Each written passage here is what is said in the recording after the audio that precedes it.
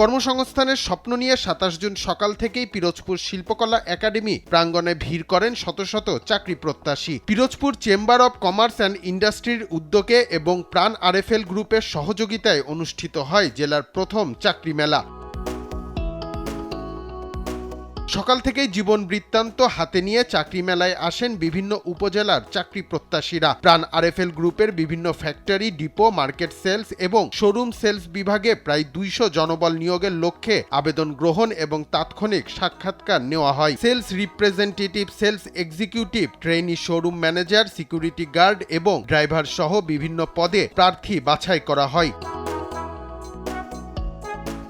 চাকরি মেলার উদ্বোধন করেন জেলা পরিষদের প্রশাসক অধ্যক্ষ আলমগীর হোসেন। অনুষ্ঠানে সভাপতিত্ব করেন the Pirojpur chamber of commerce and ইন্ডাস্ট্রির সভাপতি গাজী ওয়াহিদুজ্জামান লাভলু। আয়োজকরা জানান ভবিষ্যতেও এমন উদ্যোগ অব্যাহত থাকবে। আমি মনে করি আরএফএল কোম্পানি একটি স্বনামধন্য কোম্পানি এবং এখান থেকে অনেকের কর্মসংস্থান সৃষ্টি হবে এবং অনেকের ভাগ্য খুলে যাবে, এই প্রত্যাশা নিয়ে আমিও এসেছি। চাকরির এই দুর্মূল্যের বাজারে এমন একটা উদ্যোগ আরএফএল গ্রহণ করেছে যেটা আসলেই সত্যি প্রশংসার দাবিদার। আমাদের যদি নিজের জেলায় চাকরি হয় আমাদের সব দিক দিয়ে সুবিধা, যাতায়াতের সুবিধা, মানে কাছাকাছি সুবিধা, সব কাজ দিয়ে আমরা সুবিধা পাইতে আছি। পিরোজপুর জেলার মধ্যে যদি আমাদের জব প্রাপ্তি হয়। ওয়ালটন প্লাজা পিরোজপুরে কর্মরত ছিলাম দীর্ঘ 3 বছর পিরোজপুরে। এরপরে এখান থেকে আমার নিজের ব্যক্তিগত সমস্যার কারণে আমি জবটা ছেড়ে দিয়েছিলাম।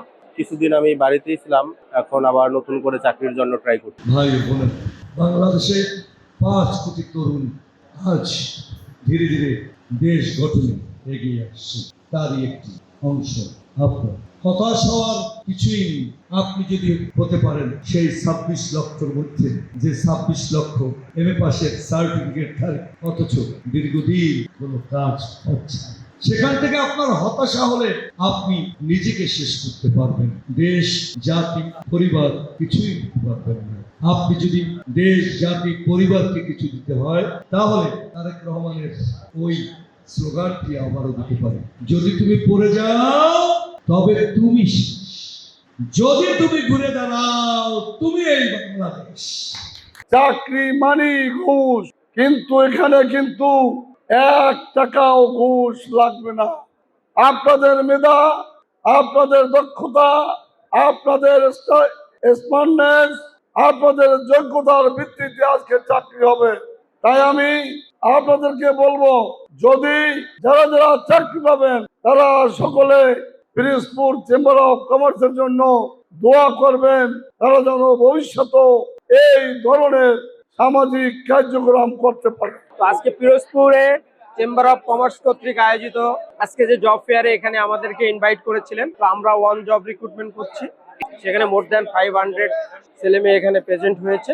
এখানে মোটামুটি এক্সপেক্টফুল রেজাল্ট আমরা পেয়েছি এবং আমরা মোর দ্যান 200 পিপুলকে এখান থেকে ইনশাল্লাহ রিক্রুট করব। মোটামুটি পার্টিসিপেন্ট অনেক ভালো, এখান থেকে তাদের জবের অপরচুনিটি হচ্ছে এবং বাংলাদেশের বিভিন্ন জায়গায় তারা আজকের এই চেম্বার অফ কমার্সের মহৎ উদ্যোগের মাধ্যমে তারা যে জব অপরচুনিটিটা পাচ্ছে, আমি বলবো এটা অনেক বড় একটা উদ্যোগ চেম্বার অফ কমার্সের। জেলার প্রথম এ চাকরি মেলায় সরাসরি সাক্ষাৎকারের মাধ্যমে 2 শতাধিক তরুণ তরুণী চাকরির সুযোগ পেয়েছেন। এমন উদ্যোগ নিয়মিত আয়োজন করা হলে স্থানীয় বেকারদের কর্মসংস্থানের পাশাপাশি জেলার অর্থনীতিতেও ইতিবাচক প্রভাব পড়বে।